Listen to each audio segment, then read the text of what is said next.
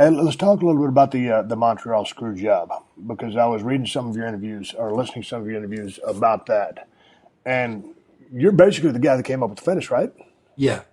So take me through that whole process because there we are. I mean, or there we're going to be there very very soon. Brett's going to go down to WCW. Need to get the belt off of him. Doesn't want to do the favors. So everybody's pretty much at a stalemate. And obviously, I guess every idea under the sun had been pitched to Brett, and he had denied and said no to every single one of them.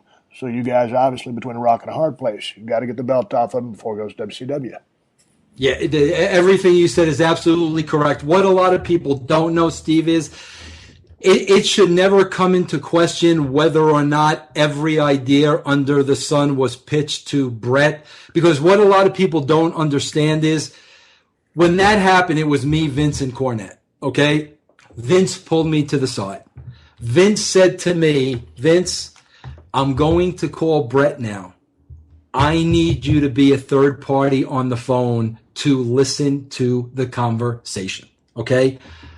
I was the third party on the phone, and I love Bret Hart. I love him. I respect him more than anything. I heard firsthand everything thrown at him. He poo-pooed. Everything. I mean, we tried to work Neidhart in. I mean, everything. And I mean, they were all pretty, as good as we could make Bret look. Everything, right? So this conversation had been going on, Steve, from 9 in the morning. It's 7 o'clock at night now. You know how like when you get to the point of you're not getting anywhere and you just freaking throw something out there because it's like, that's where I was. So it's going back for us. So finally I said, you know what, Vince? Screw it.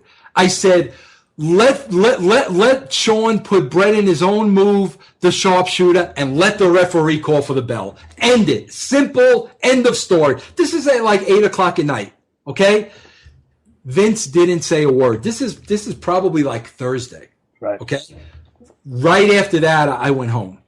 The next day, I don't hear anything from Vince. And Vince and I would talk every day, right? We get to the pay-per-view. He's ignoring me. So, Steve, at this point, I don't know what the end game is. I have no idea. And, bro, I'll never forget it. Here's the match. I'm watching the match sitting next to Taker. Okay. Where were you watching in the back? In the back on the monitor, like exactly. Not having a clue to what he decided. And then all of a sudden I'm watching and I see that finish go down. And Taker was going to kill somebody. If he would have known, I would not be here today. Okay. But I also want to add this, Steve, like this is a part of the story too a lot of people don't know. Owen was still on our roster. Okay? A couple of days later, less than a week later, Owen called me crying on the phone. Vince, you have to talk to Brett. Brett says if I stay with the WWE, he's going to disown me as a brother. He don't want anything to do with me. Please, you've got to talk to him. So I was like, Owen, why are you calling me? You need to talk to Vince about this. Vince, I tried calling Vince. I can't get a hold of him. Somebody needs to talk to him, right? So, of course, bro, Vince could fire me over talking to Brett, So the first thing I try to do, I try to call Vince. He don't answer the phone, right?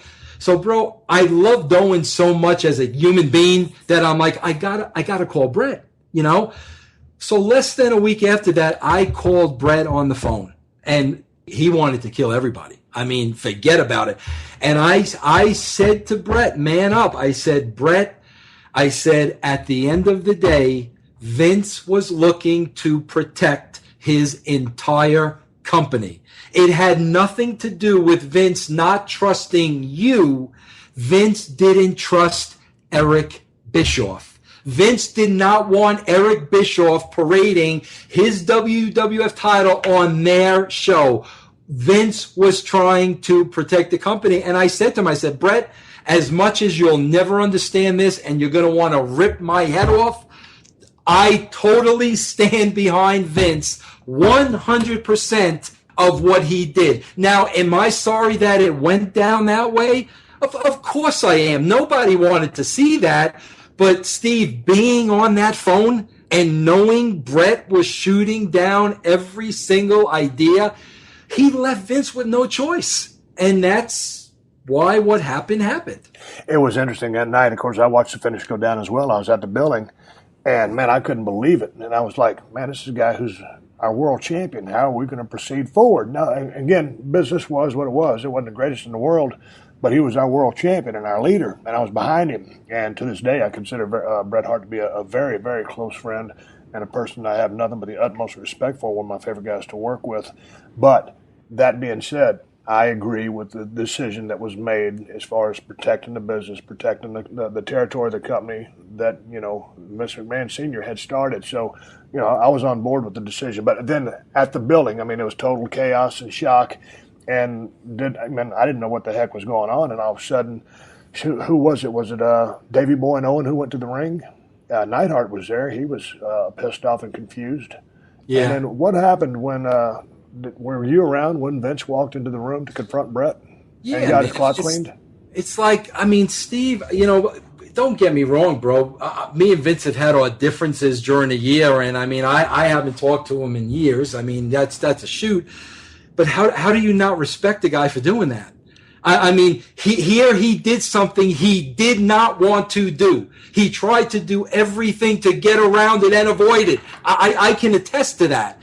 And to walk in his locker room and to take what Bret believed Vince had coming, bro, how do you not respect that? I mean, to this day, I look back on that and that just, you know, you could say a lot of things about Vince, but when you look at that, I mean, that really can tell you the makeup of a guy. That was incredible to me. I'll never forget the thing that ripped my heart out was after that happened, you know, Mick walked past me and he stopped right in front of me and he said to me, "You should be ashamed of yourself." And like that tore my heart out. But I'm like, he was trying to protect you, Mick. He was trying to protect everybody that works for him. But that's what happened.